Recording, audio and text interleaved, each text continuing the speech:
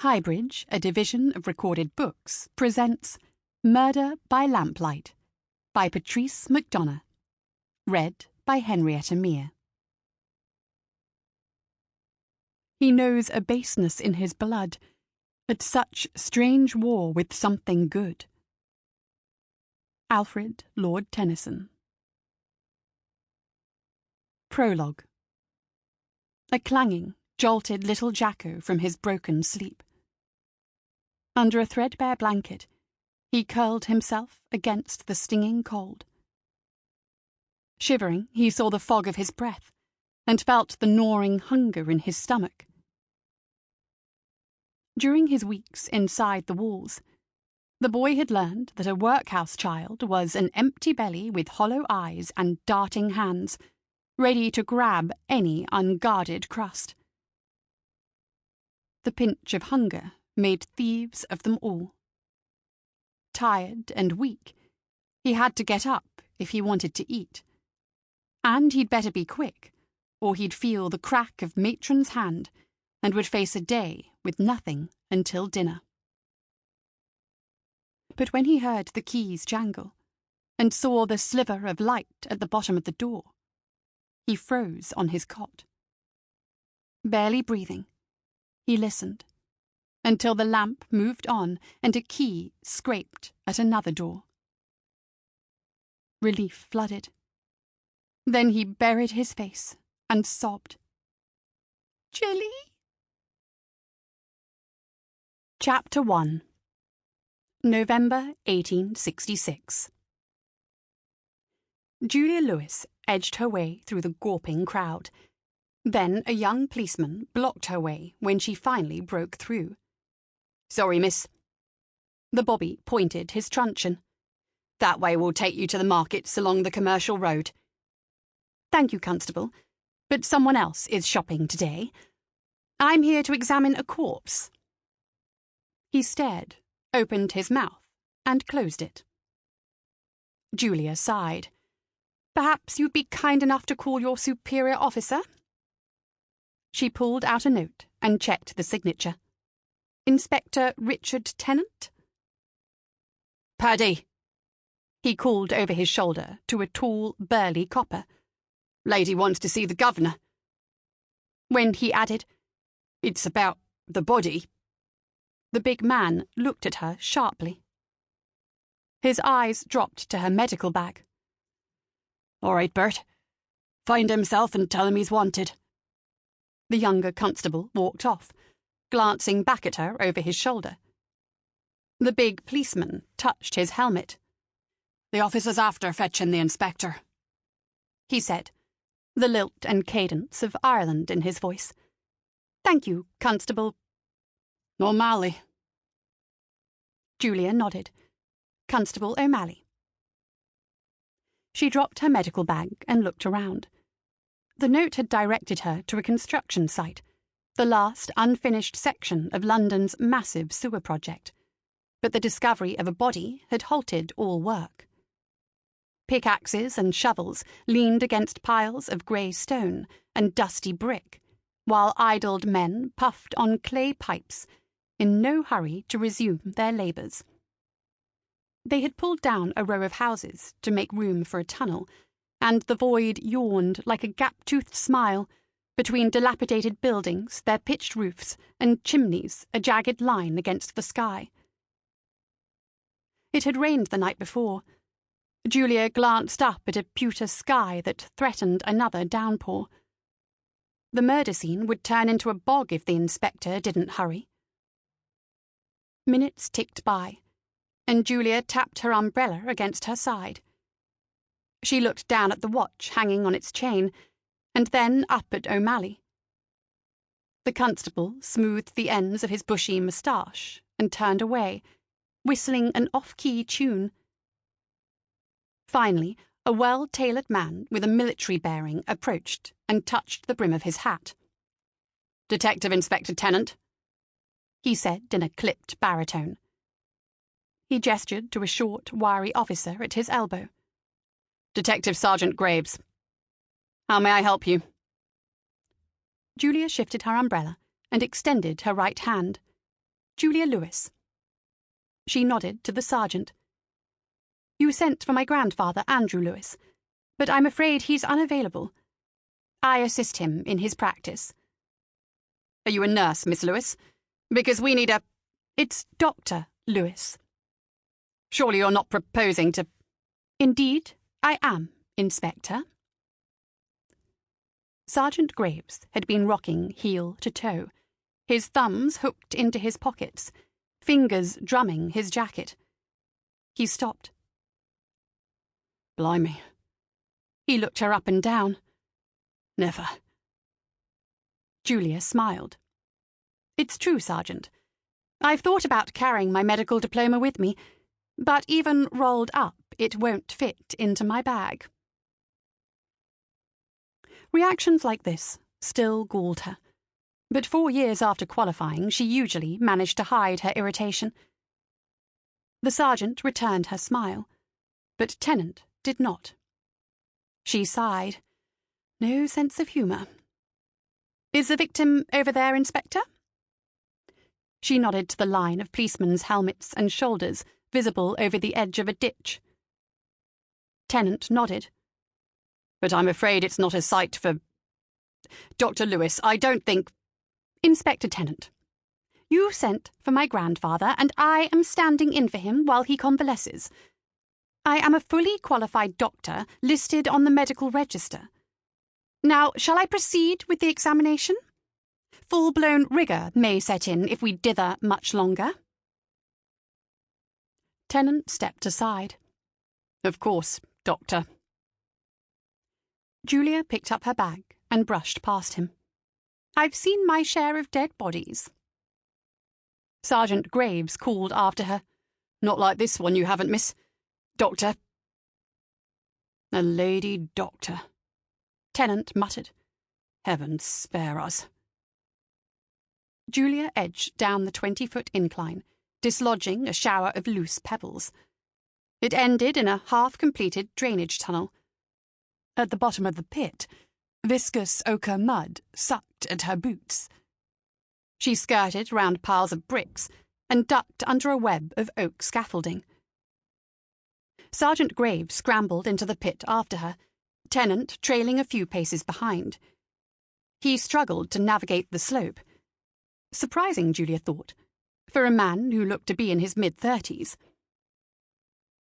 The lower half of a man's body, propped on its left side, extended from the end of the brick tunnel. His upper torso, shoulders, and head were thrown into shadow. His trousers and underdrawers had been yanked to his ankles, forming a tangled mass around his boots. His right hand covered his genitals. Was it placed there after his death? Julia thought it probable. Traces of blood stained the soil under his fingers. Julia took a breath. Steady on, she thought. You've done this before. Still, she'd never examined a murder victim, and she'd be damned if she let the policeman see her hand shake. She pulled a vulcanized rubber glove from her medical bag and crouched in front of the corpse. One of the constables groaned when she exposed the gory mess hidden there. He reached reflexively to cover his crotch. Julia looked over her shoulder at Tennant. Have your officers searched the area carefully, Inspector? Of course. I should have them look again. The killer may have discarded the man's... The stricken expression on a young constable's face stopped her. You may find the victim's member somewhere nearby. They'll probably never find it, Julia thought, carried off by feral cats most likely. And rats had been busy with the fingertips and earlobes. She stood up. Not as much blood as one might expect. The mutilation must have happened post-mortem. She walked around the body. Sodomized as well, it seems. For a big man, Constable O'Malley moved quickly and deftly. He looked around, pulled a handkerchief from his pocket, and straightened up with a broken stick in his hand. With this, Doctor. Looks to be blood on it. Possibly. She stashed the evidence in a cloth bag. "Well spotted, Constable. Thank you." A chipped front tooth slightly marred O'Malley's friendly smile. While he had the open countenance of an easy-going man, the broken nose on his round, amiable face told another story, perhaps. The right hand that offered Julia the stick had several sunken knuckles and misaligned fingers. Metacarpal fractures. Quick with his fists? And with his wits, she thought. He'd watched every move she'd made. Tennant had said nothing since he'd entered the trench. Julia noticed his slight pallor. Despite the morning's chill, a layer of sweat covered his forehead. "Shall we shift the body forward, Inspector?" Tennant turned away abruptly. With his back to the mouth of the gaping tunnel, he nodded. "Perhaps you'll be good enough to have your report on my desk tomorrow morning." "Of course." Tennant scrambled awkwardly up the gravelled incline, leaving Sergeant Graves to oversee the removal of the body.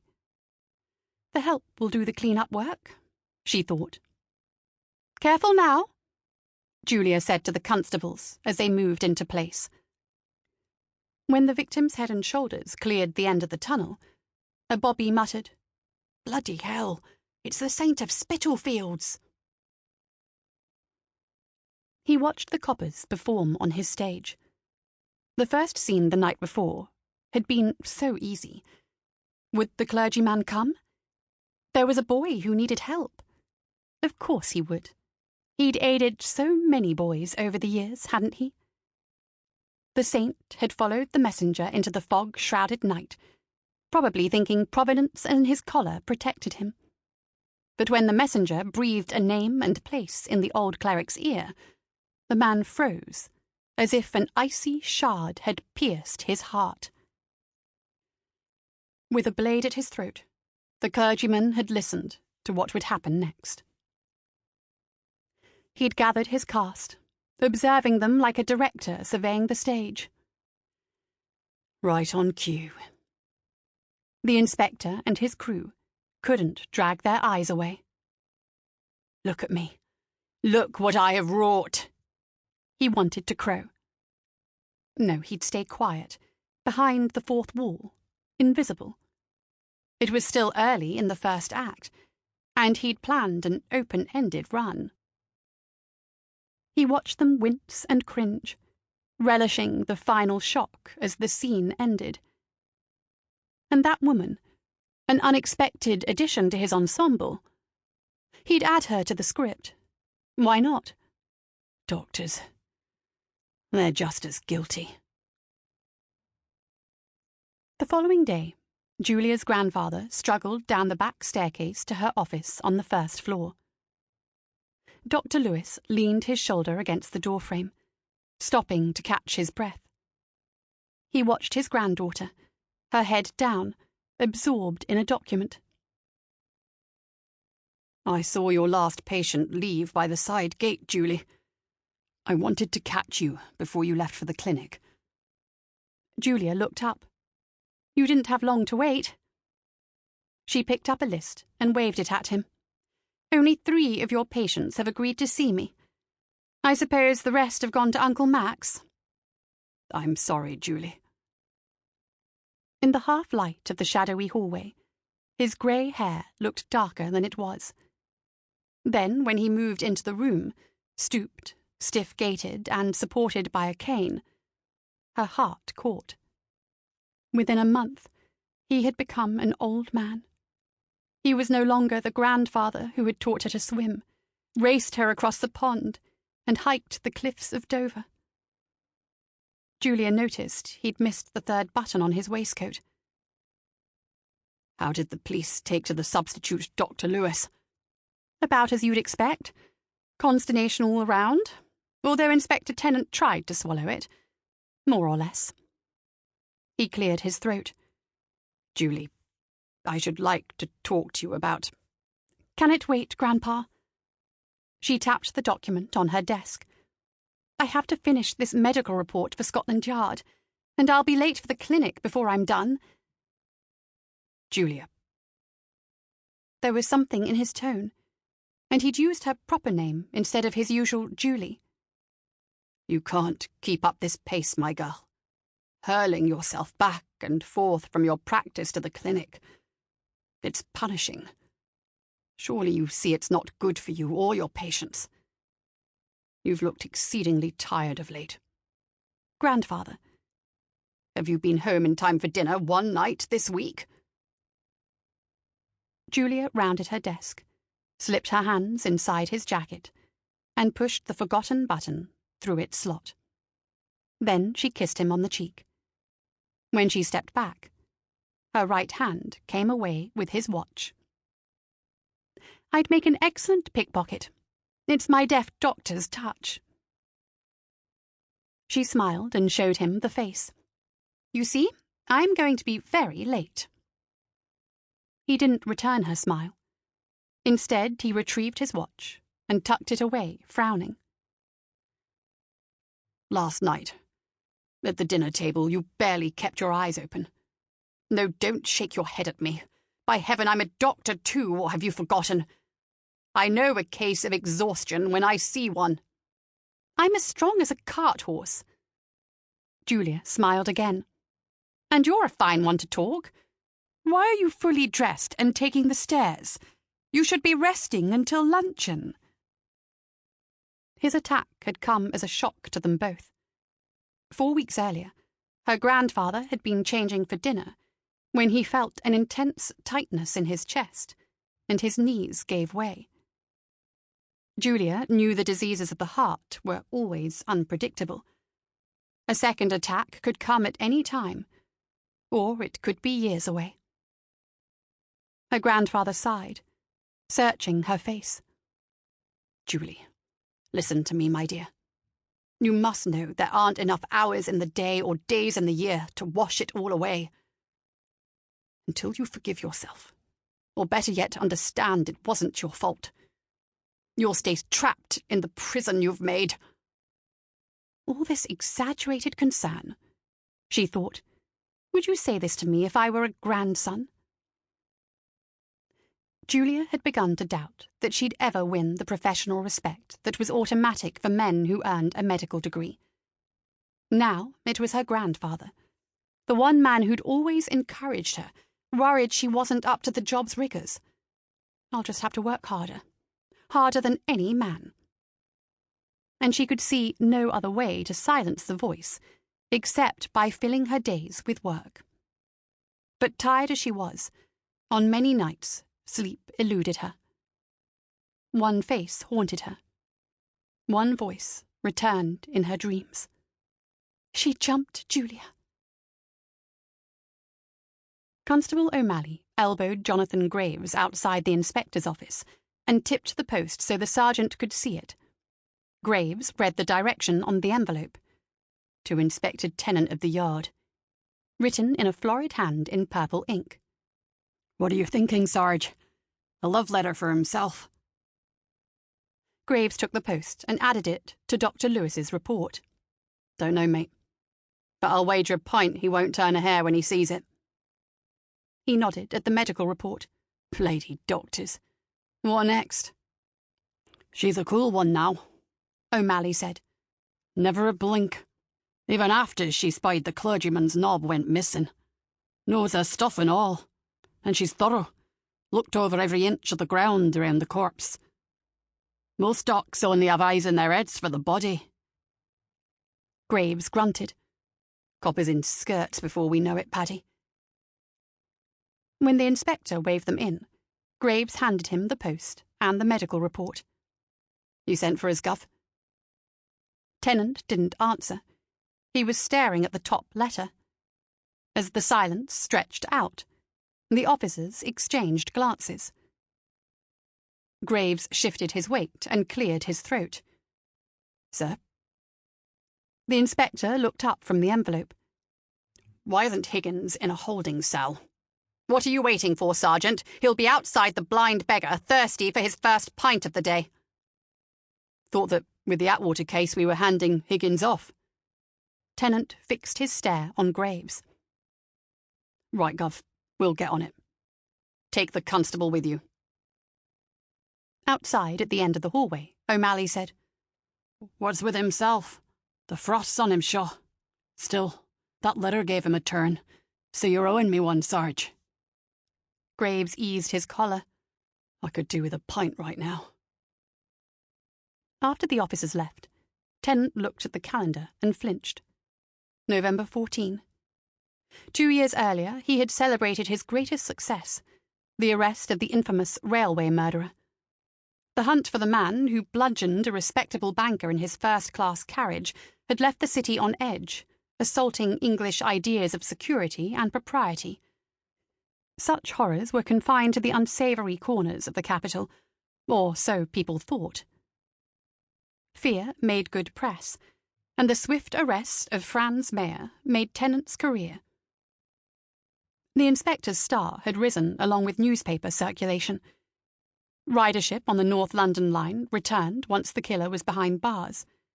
Then, a year earlier, on the first anniversary of Meire's execution, Tennant received the first letter, written in purple ink. A prank, he thought at the time, dismissing it. But the same message had arrived in his post that morning. A single, livid line scratched across creamy writing paper. "You hanged the wrong man." A messenger from the Chief Inspector's office stuck his head around Tennant's door just before noon. "The Chief sends his compliments, Inspector. He'd like to hear your report by the end of the day." Tennant thanked the man, but doubted the preamble of politeness came from Chief Inspector Clark. He tried to put the blasted letter out of his mind and opened the medical report, flipping to the signature page at the back. "Julia R. Lewis, M.D." He muttered, "A lady doctor. That will put the Chief's knickers in a twist."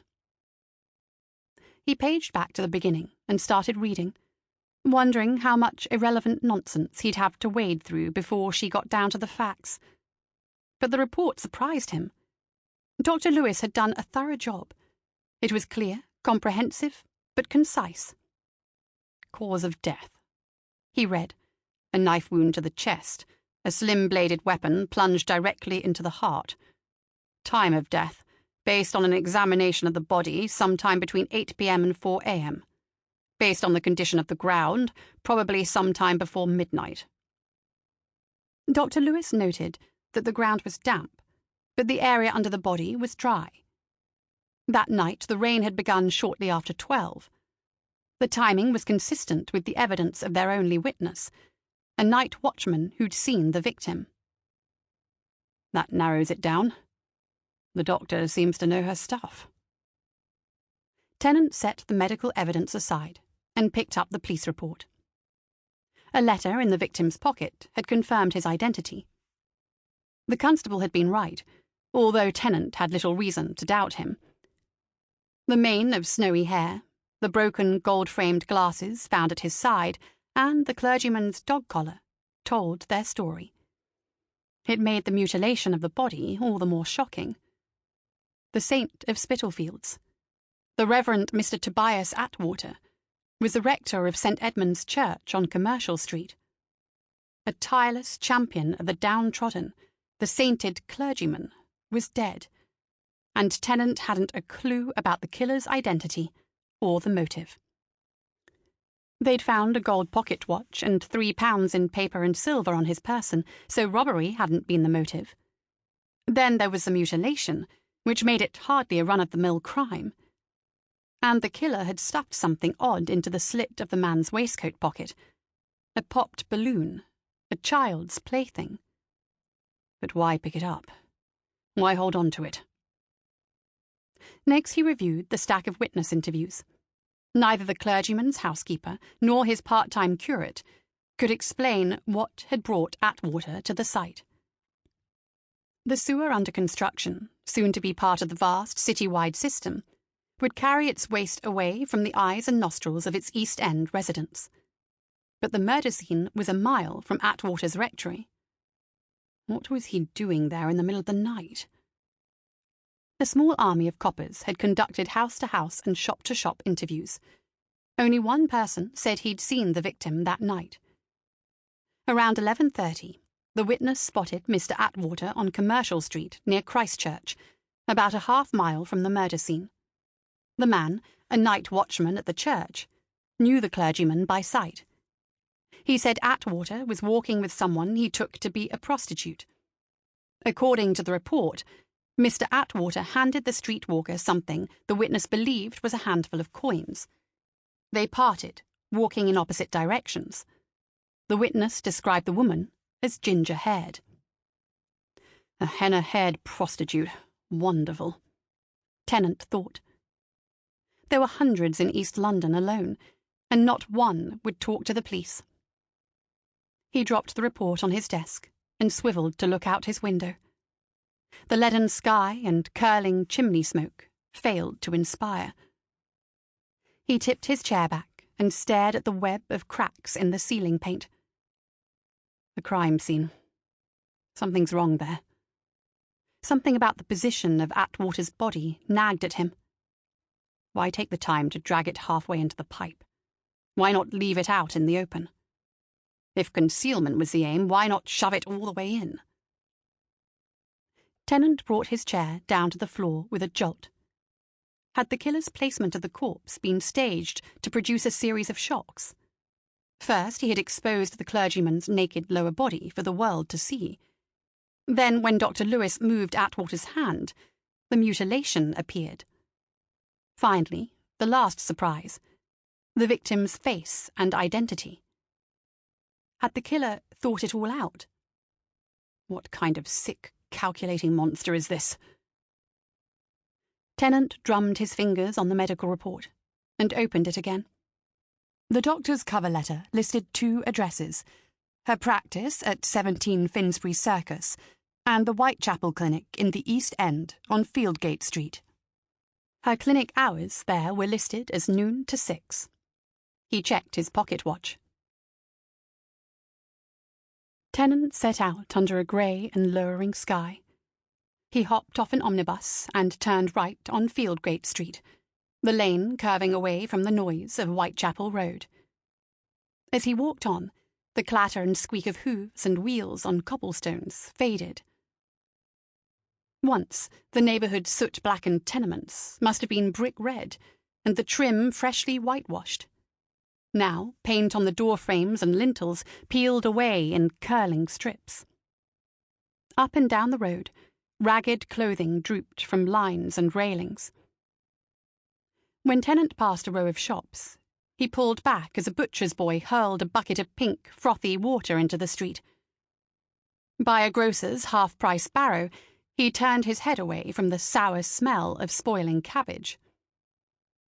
Then at the bend where the lane met Plummer's Row, the silvery tones of a set of handbells stopped him.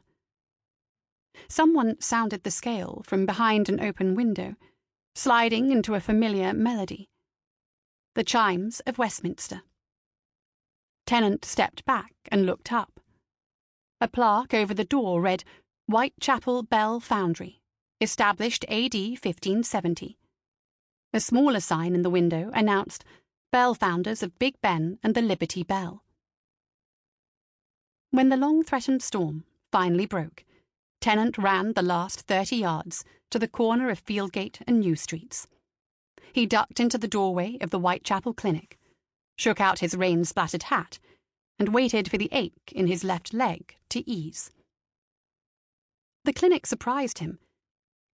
He'd imagined a charity facility located in one of London's most impoverished districts would be a ramshackle affair. Inside the front door, a wheeled invalid's chair waited for a patient. In the wide corridor that ended at an office door, oak benches, deserted at the moment, lined the walls. Tennant's steps slowed. He glimpsed 2 wards, one for men and the other for women, each lit by rows of oil lamps. On sunny days, natural light would stream through the large windows and brighten the space. Shelving at the far end of the rooms held piles of snowy towels, lines of green and brown bottles, rolls of bandages, and sundry tools of the medical arts. 8 beds lined the walls of each ward, most of them filled. Tennant breathed in Sample complete. Ready to continue?